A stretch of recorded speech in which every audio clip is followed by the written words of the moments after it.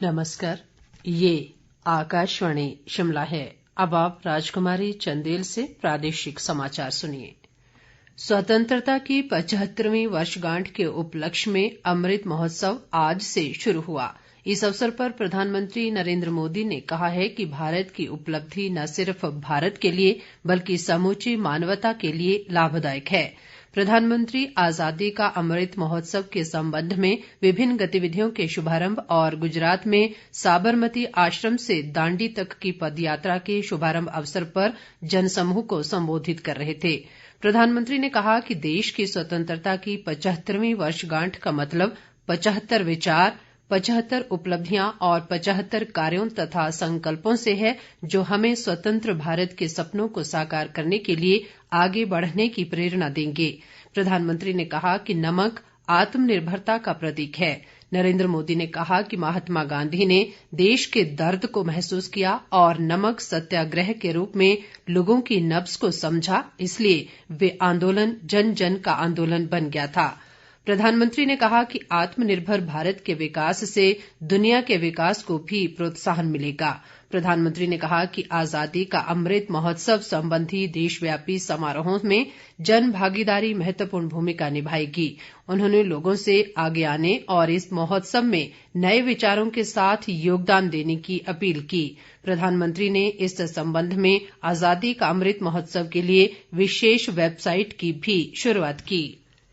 इधर सूचना व प्रसारण मंत्रालय के क्षेत्रीय लोक संपर्क ब्यूरो चंडीगढ़ और प्रदेश भाषा व संस्कृति विभाग के संयुक्त तत्वावधान में आजादी के अमृत महोत्सव के उपलक्ष्य में शिमला के ऐतिहासिक रिज मैदान पर फोटो प्रदर्शनी लगाई गई। राज्यपाल बंडारू दत्तात्रेय ने प्रदर्शनी का शुभारंभ किया। उन्होंने कहा कि युवा पीढ़ी को स्वतंत्रता संग्राम की जानकारी देने, आजादी के 75 वर्षों में देश के विकास और आजादी के 100 वर्ष पूरे होने तक विश्व गुरु भारत की तस्वीर दिखाने के लिए अमृत महोत्सव का आयोजन किया गया है। राज्यपाल ने रिज मैदान पर राष्ट्रपिता महात्मा गांधी की प्रतिमा पर पुष्पांजलि भी अर्पित की। इस अवसर पर शहरी विकास मंत्री सुरेश भारद्वाज और नगर निगम शिमला की महापौर सत्या कौंडल भी मौजूद रहीं। मुख्यमंत्री जयराम ठाकुर ने आज मंडी विधानसभा क्षेत्र में 17 करोड़ 43 लाख रुपए की विभिन्न विकासात्मक परियोजनाओं के उद्घाटन व शिलान्यास किए। इस अवसर पर मंडी के समीप तल्याहड़ में लोगों को संबोधित करते हुए मुख्यमंत्री ने कहा कि प्रदेश की 605 विकासात्मक परियोजनाओं को वन स्वीकृतियां प्राप्त होने से इनको क्रियान्वित करने में बड़ी राहत मिली है।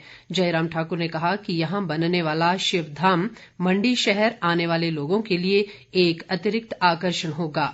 मुख्यमंत्री ने कहा कि विक्टोरिया पुल से डांगसीधर तक सड़क का कार्य जल्द शुरू किया जाएगा और इसके लिए बजट में भी प्रावधान किया गया है।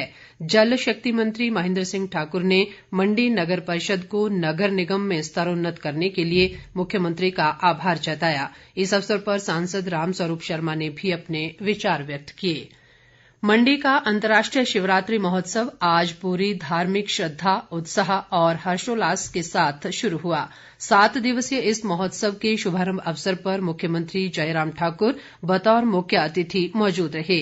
मुख्यमंत्री ने राज माधव राय मंदिर में पूजा अर्चना की और भव्य शोभा यात्रा में भाग लिया।